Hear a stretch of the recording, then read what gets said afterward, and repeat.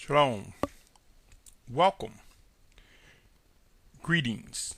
This is Yashar'al's time. Yashar'al, consisting of Hebrews and Gentiles made one in Yahusha Messiah. Yashar'al, the chosen children of Yahuwah, those who seek to do the will of the Almighty Father, Yahuwah, and who has come to accept Yahusha as Mashiach. This is the end time series directed to you, whom I consider my brothers and my sisters. My name is Symmanayah if you're tuning in for the first time. Today is December 23rd, 2014. My brothers and sisters, this is a time of discovery, a time of exposure, a time of things being revealed, a time of a sense of urgency that will develop among the true chosen of the Most High. This segment is entitled, Good Intentions Mean Well. Good Intentions Mean Well. My brothers and sisters, believe it or not, the reign of the Almighty Father Yahuwah is filled with set-apartness.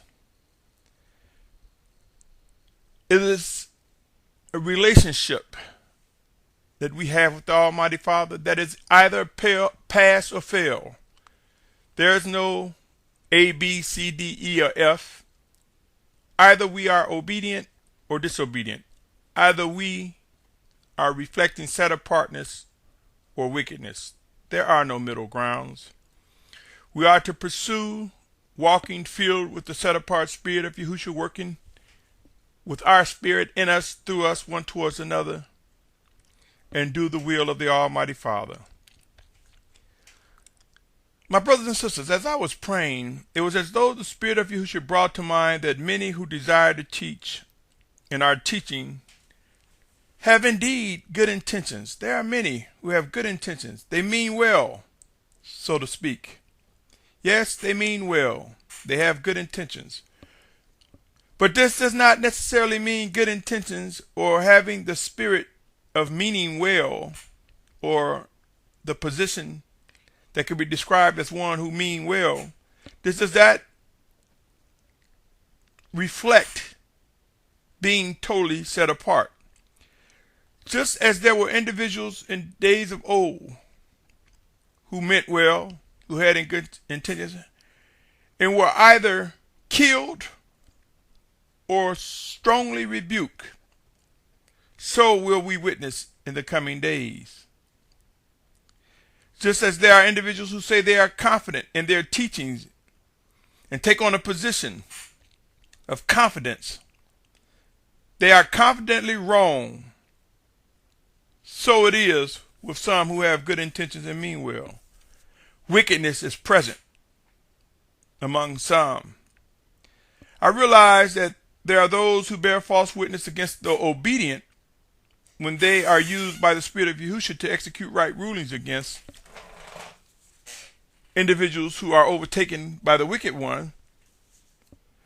But there are many with good intentions who mean well,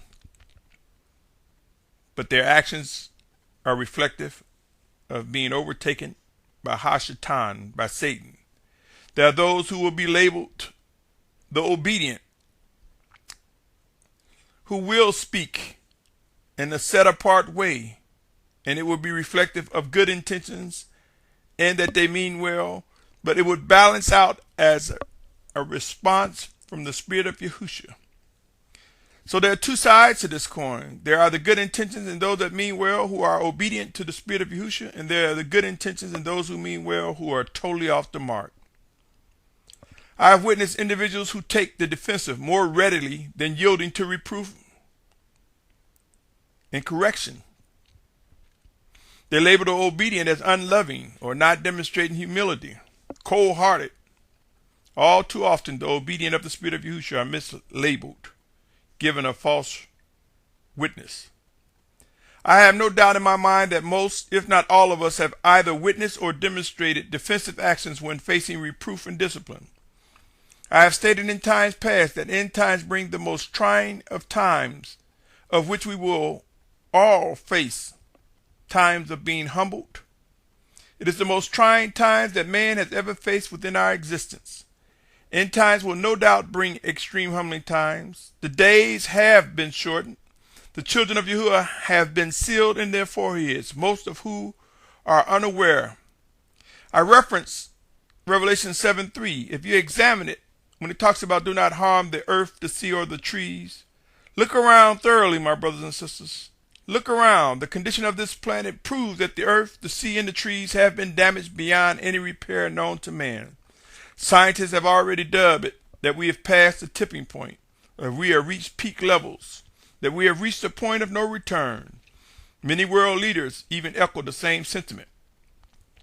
Behind doors or in small circles that leak out.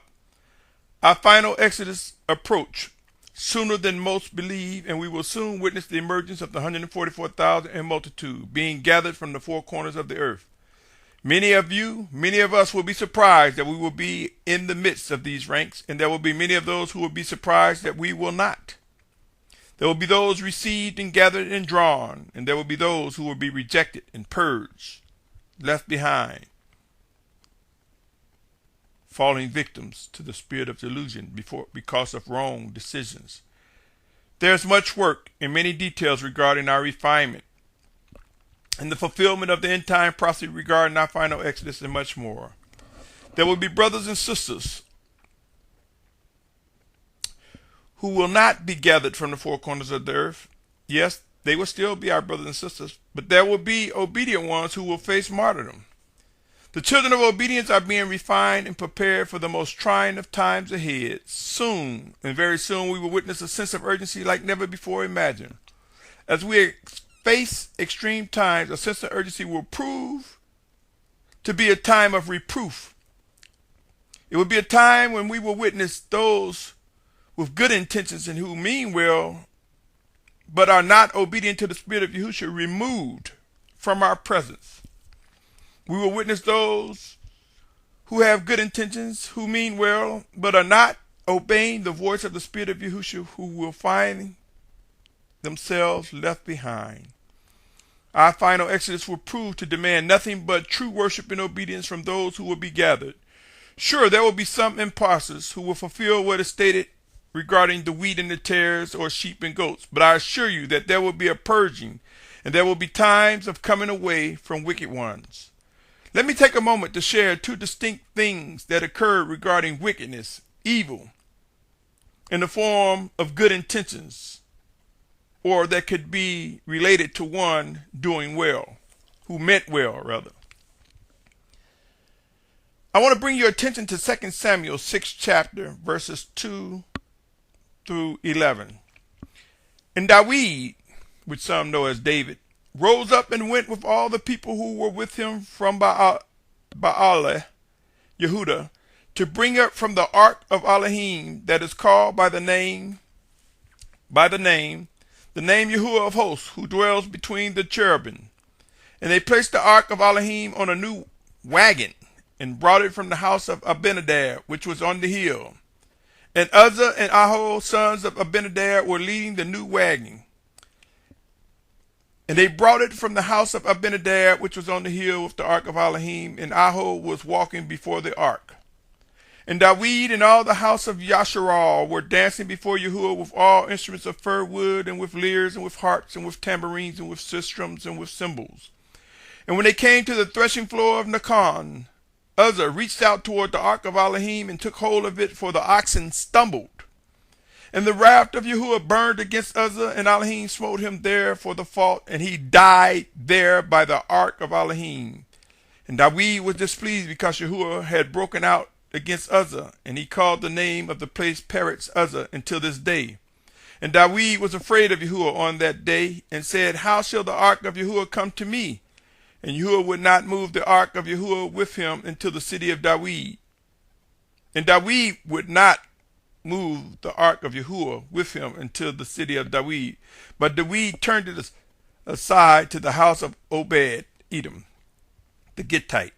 And the ark of Yahuwah remained in the house of Obed the Gittite 3 months, and Yahuwah blessed Obed-Edom and all his house. My brothers and sisters, Uzzah was leading as they was transporting the ark. And he failed to realize that instructions were given. The ark was designed to be carried on the shoulders of the priests. Yahuwah allowed the cart, the oxen to stumble in an effort to bring about correction. But Uzzah, who had good intentions, reached out to grab the ark, to get in the way of the discipline or the message from the Almighty Father Yahuwah, and as a result, his life was taken. He had good intentions, and I believe if any of us was there and witnessed this, we would have said, wow, why did the Almighty Father take Uzzah's life? He meant well. I have no doubt. Uzzah was one who meant well. But this cost him his life. Why? And I have no doubt, my brothers and sisters, that there were individuals who witnessed this and probably said because it was supposed to be carried on the shoulders. Some who just held their tongues in the ranks. You see, the Ark of the Covenant was ordered by the Most High to be carried on the shoulders of the priest, not in a cart. Consider the following verse. 1 Chronicles 15:15 says, and the children of the Levites, some might say Levites, bore the Ark of Elohim on their shoulders by its poles as Moshe had commanded according to the word of Yahuwah. Consider Exodus 25:10-14. And they shall make an ark of acacia wood, 2.5 cubits long, 1.5 cubits wide, and 1.5 cubits high. And you shall overlay it with clean gold inside and outside. You shall overlay it, and you shall make it on a molding of gold all around. And you shall cast 4 rings of gold for it, and put them in its 4 corners, 2 rings on one side and 2 rings on the other side. And you shall make poles of acacia wood and overlay them with gold. And you shall put the poles into the rings on the side of the arks to lift up the ark by them. Take a moment and picture yourself among those who were in the company of David and Uzzah and others. Yes, there are many of you who would have wondered if what he did was so bad. I believe there were those who would have been among the ranks who were probably grumbling on one another, trying to determine why did that happen. He had good intentions. If asked the question, people would say Uzzah mean well. But that was not enough, my brothers and sisters. The bottom line, it was a reflection of disobedience and rebellion. Disobedient rebellion is wickedness. Do you think there were some among them who knew they were breaking the orders regarding the Ark of the Covenant? I believe so. Now I know without a doubt that there are many of you who would take on the position of no one really knows. Do not underestimate, my brothers and sisters, the power of the Spirit of Yahusha to make known, to bring clear, to make alive what happened during a time that has occurred, during the time when an incident that occurred many, many years ago. Do not underestimate the power of the Spirit of Yahusha, making it known in order to teach us clearly what happened in a lesson that is to be learned. Be careful, for scriptures inform us of the ability of the Spirit of Yahusha to reveal to us as he see fit anything about any time. If you doubt these words, explain when the Spirit of Yahusha makes the letter alive. Are you not aware that when he makes the letter alive, he makes known what actually occurred, what is to be learned? Let me share with you the following. 2 Corinthians 3:6. It states, who also made us confident as servants of a renewed covenant, not of the letter, but of the Spirit. For the letter kills, but the Spirit gives life. It kills because people run and try to take the letter and hold on to it and master it and throw it around and think that they have earned a badge of honor and their mastery of the letter. And this leads to death. Why? Because they fail to lean on and depend on the Spirit of Yahusha to teach and to make alive and to make known the purpose of his words. I pray that you are not alone, that you are not one who has boxed any passage of Scripture to have only one literal meaning.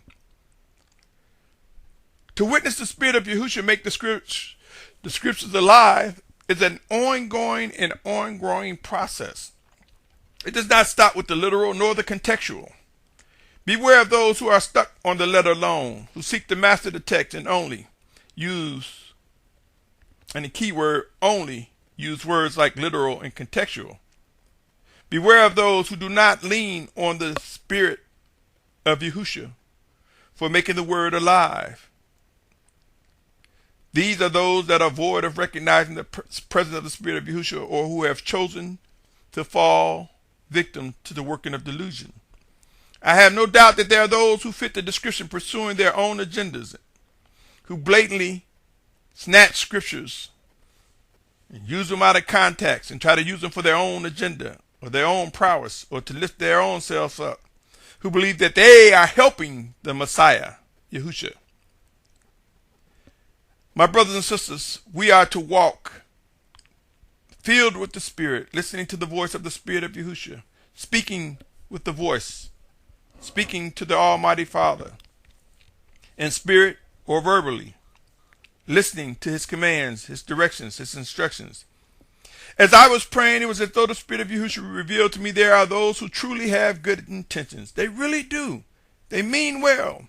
But unfortunately, their actions are wicked and evil. Let's consider another example. Matthew 16:22 and 23. But Kepha took him aside and began to rebuke him, saying, Be kind to yourself, master, this shall not be to you. But he turned and said to Kepha, Get thee behind me, Satan. You are a stumbling block to me. For your thoughts are not those of Elohim, but those of men. Who is aware that there is a scripture that talks about us being imitators of set-apartness? That it is written that we are to walk in set-apartness, that we are to be imitators of Elohim as we are directed, as we are guided.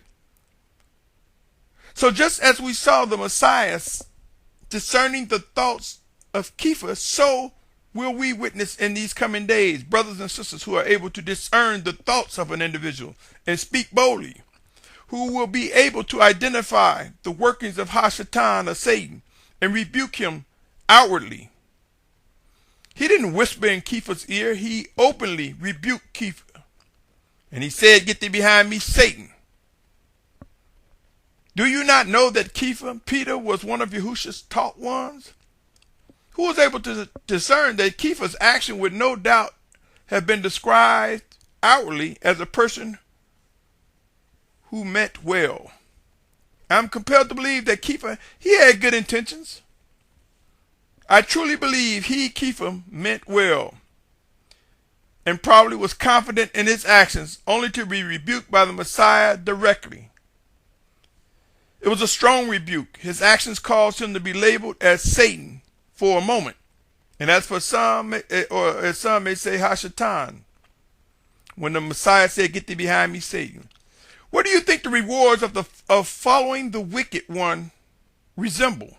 My brothers and sisters, soon and very soon, we will discover the value of time. We will look for favor. And when we look for safety, as end times become intense and fourth movement begins, we will desire more time. We will come to know how to walk in wisdom, redeeming the time. We will come to know the difference between good intentions and one who mean well versus true set-apartness. Soon and very soon, we will come to understand that good intentions, or taking a position that mean well, have their place among strong rebukes, reproof, discipline, and if necessary, wrath. The time is now to be sure, to be set apart and absolutely sure of your decision regarding who you will worship and obey, who you will discern and respond to. Are you waiting to see when the face of the Most High, when the hand of the Most High's discipline go before your eyes, before taking on a more urgent and sincere set-apart position? Are you waiting to see someone used as an example before our very eyes, before we respond? Will we continue to be as spectators, sitting and watching and waiting to see the wrath of the Almighty Father Yahuwah emerge before someone else, before we decide, well, maybe I better get my act together? Be careful, very careful, my brothers and sisters, for end times, though they will come to be intense, will prove that there will be some brothers and sisters that will be in the pathway, blocking, causing distractions of what is unfolding for the children of obedience, and they will be removed. Some even die. I pray that we are able to discern and respond with accuracy to the living orders and commands from the Spirit of Yahusha, lest we find ourselves at risk of strong rebuke and or death. This life, this journey is complex. It is severe. It is serious. It demands set-apartness. It is not a game, my brothers and sisters. Yashar'al, we are indeed awakening. The set-apart children of obedience will prove to emerge, fulfilling the prophecy of being gathered from the four corners of the earth. There will be 144,000. There will be a multitude together, grafted together as one in Yahusha Messiah under one banner, Yashar'al. Proof comes, my brothers and sisters. Proof during humbling times. We will see reproof like never before imagined. There's much work to be done and many roads to travel before we witness the completion of our final exodus. There are rivers and seas to cross for some. Pray, study, pray some more, and establish an earnest mind, heart, body, and soul to respond with accuracy. To move away from those who have good intentions and mean well to a pure, set-apart response of obedience to the Most High through His set-apart Spirit sent in Yahusha's name. We will know the difference. We will grow in discernment. We will be fortified with the strength and the power of Yahusha Messiah to press through good intentions in those who mean well but have succumbed to the wicked influence of Satan. We will learn to adjust and adapt to changing environments. We will be transformed by the renewings of our mind as the Spirit of Yahusha work in us, through us, one towards another. We will witness a rise and emergence of His chosen leaders as they direct Yashar'al towards that final place before the return of Yahusha Messiah. Until next time, my brothers and sisters, I invite you to continue pressing forward, to remember good intentions or taking a position of one who mean well. It is not enough. We must choose set-apartness. We must come to discern the difference between true set-apartness and merely reflecting good intentions or being one who mean well. For the reward to the set-apart, to the righteous, is life immeasurable. To the rewards of those who are overtaken with delusion, good intentions or meaning well will not be sufficient, will not be acceptable. Pray and watch. These are tough times ahead, my brothers and sisters. End times are here, and there is no rewind button. There is no pause button. There's nothing we can do to cause it to tarry or to retreat. Let us gird up and rise up in the strength and power of the Spirit of Yahusha. Let us focus on Him, and in our worship and obedience, witness Him being lifted up, and witness His power draw us together, as it is told in Scriptures, my brothers and sisters. If He be lifted up, He will draw all men to Himself. And by Him drawing all men to Himself, this is where we will come to meet, O Yashar'al, true Yashar'al, those who seek to do the will of the Almighty Father. Until next time, stay tuned, my brothers and sisters, as Yashar'al's time continues. Shalom, shalom, shalom.